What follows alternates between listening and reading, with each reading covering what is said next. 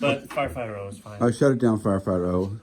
All right, so what do we got going on here? All right, we're going to learn today about stop the bleed. So obviously, we're at the finest shooting range in the country.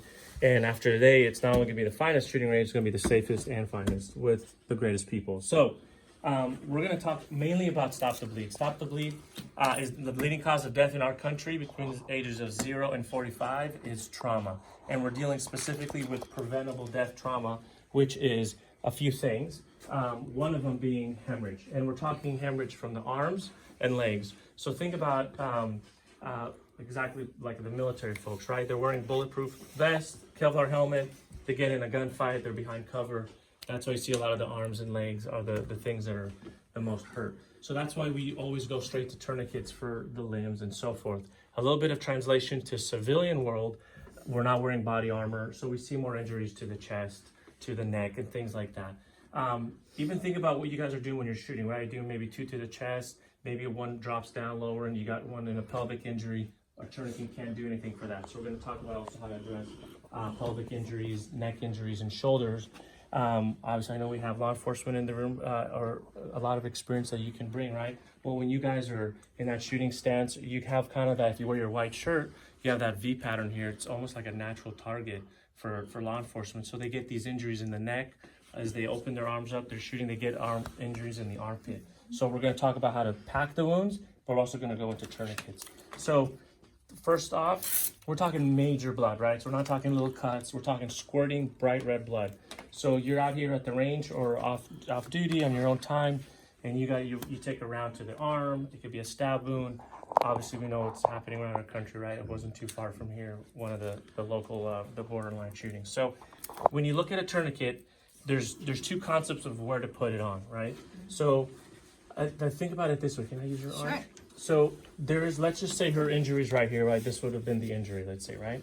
So there's 2 schools of thought. One is you go 2 to 3 inches above the wound, and that's fine when you're no stress, you can see everything, right? Your hands are not shaking, you can see exactly where the wound is, and you know there's nothing here. Under stress, right? You just been an active shooter, you see blood all over her arm, you think there's a hole here, but you don't have time to check and expose, then you go up. So the term to remember is this: high and tight when in the fight. So you're in the middle of the shootout, obviously in law enforcement you remember the same. Just go high and tight because there's no chance you'll miss a round or bullet went in and out, whatever the trajectory is. One technique to put it is this strap here, and these 2 tourniquets work very similar. You're gonna pull the strap to you because it creates that mechanical advantage. I'm using the windlass here, and what's unique about this tourniquet, when I pull it tight enough, you're gonna hear it click. That's how I know that it took all the slack out. It's already tight, but now we go right or left. Depends on what side of the hemisphere you're on, right? No, it doesn't really matter. But you turn it until the blood stops, right? Not when, she's yelling, stop, it hurts. So I would go until the bleeding stops. Anywhere you put it, it will clip depending on the direction you went. Take the excess strap, put it through, put the strap on, and I write the time. You have 2 hours, no damage, nerve damage, or anything like that. All that myth about losing your arm is just, the data's proven that it's just not true. It just takes hours for that to occur. And then you're leaving on 2 hours. Now you can get back in the fight. If you're in a shootout, you can start shooting again, and you can make a difference. If you have all the light in the world and you know it's right here, just put it above. As long as you're above the wound, it's actually better success, less tissue, right? All of you have no problems obviously with excess tissue, like guys like me, but just go lower to the wound if you have someone with that problem. You can already see it's making a difference. Oh yeah. Oh yeah. Yeah, and we haven't even turned it all the way. Now, what about your rubber thing there? It's a bullet hole in it. So let me grab a gauze. Sorry. Poke it. Don't hurt it too bad. It's already injured.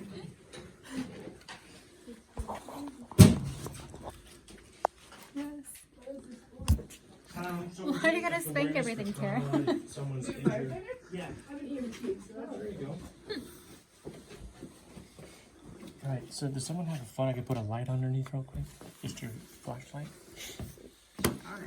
All right, so if you guys look in here, these are different patterns of so you have a laceration, you have different caliber rounds to show you that it's not always just straight. Right. So when packing a wound, this is areas where we don't have the ability to put on a tourniquet, right? So the neck, the groin, and the armpits, like we talked about in your shooting stance where you can get hit in the armpit. So this now is gonna simulate, if you guys put your finger in there, you're gonna feel a sharp bone. So think about it, before you stick your finger in, you kind of feel that there's a bone in there. Yeah. And it could cut you, so you gotta be careful.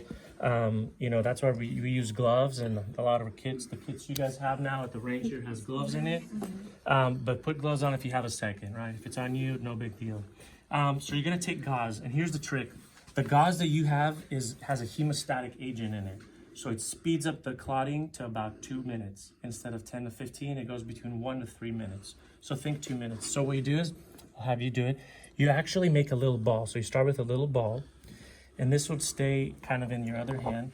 And what you're gonna do is you're gonna put your finger and you're gonna feel where the heart's pumping, right? So you feel pulsating blood where that hole is coming from the artery. So you would push right on there. And the goal is now we don't wanna let off that artery. So you leave your finger there, and now you take a little more with this, and then you feed it underneath that finger, and you keep pressure on it. So imagine you're trying to build that cavity up, filling it with this quick clot. Now you would kind of fill around the cavity, front, back, side, and then if you can't hold this in your hand so it doesn't get dirty, because you'd be on the ground typically, even better. If you forget, it's not huge because you're gonna get massive antibiotics. So how's that feel when you're putting it in there? It's getting tighter. It's getting tight. So the goal is to create pressure in that cavity. When we do this, a little more realistic training, we can infuse blood in here and blood comes out. And again, it's not just directly straight down. You can see the different parts of the cavities depending on the bullet. So some go this way, some go that way. All depends. But you're doing a great job. So you would fill that cavity up until there's no more room. You would take the excess, put it on top, and then with 2 hands like this, put direct pressure for about a minute to 2 that's left. And this is truly life-saving intervention, right? You know, from the field, working law enforcement. This is the same stuff they're using on the battlefield. We now have for over-the-counter for civilians to use. You can purchase this stuff. It's the same stuff that's in your kit here at Taran Tactical. This is how we save lives, just like that. Awesome. So you guys basically just learn right now the basic concept of putting on a tourniquet. One technique is to always pull towards your heart. So when I put this on, I'm gonna pull towards me because it's harder to do that. So I'm just gonna pull towards my heart, turn it until when? Click. Till there's no more blood, right? So blood stops. Take the excess strap. And then I can write the time with my Sharpie, or no, we kind of know when it happened. So let's have all of you guys try this. You guys want to grab a tourniquet. So I put the 2 most common tourniquets in your kit. There's this one that clicks. You'll see the teeth coming out. This one is extremely popular tourniquet as well. It just doesn't click. It's just all Velcro. So they work very similarly. So you can try that on yourself to see. You want to have one? You want to try the Velcro? Then this is attributed with saving more lives right now in combat. I like this one. I use this one on the field. There you go. So just remember, pull toward yourself. Your EMT? Yeah. So as you pull it, so with this one, just pull down tight. The trick is to pull down on that. So I'm going to change your angle just a little bit. Want to do it? So you go like this, and then No. you know, fling it down hard. There you go. You did a great job. And then you would turn that rod until no more bleeding. All right. Anything else?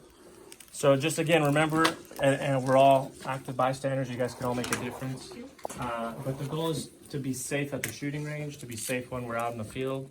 And if there's one thing us first responders can share with you is that the people who make the biggest difference in trauma are the people that are there all the time, the people that are there first. Right. So if something happens here, you guys can now take action, whether you're using the tourniquets or the wound packing.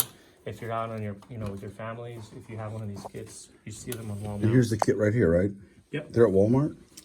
No. So we call, no. I just thought you said that. Unless you can hook me up with Walmart, yeah, we can get them. Yeah, go down the street. Just go inside the shop and run. Yeah, so what's in here, as you guys will see, is that you can take the bag if you're out there. How much is this thing retail?